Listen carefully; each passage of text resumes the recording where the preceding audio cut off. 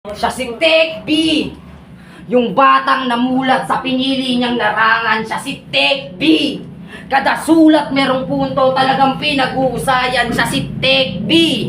Na minsan ko na din binigyan ng karangalan, kaya Tech B. Walang magandang salita kapag sinabi ko na ito na ang iyong hangganan, Rapture Game.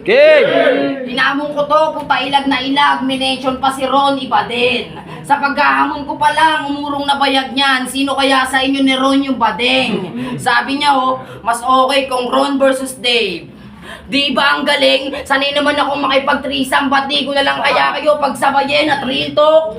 Nung event namin sa BK, merong issue yung loko na yan. Si Paldog sumiga daw sa hita niya, tetong gago nawili naman. Insang grabe na yan. Paglabas namin may binulong sa akin, Dave, yung burat ko kay Paldogs tinitigasan.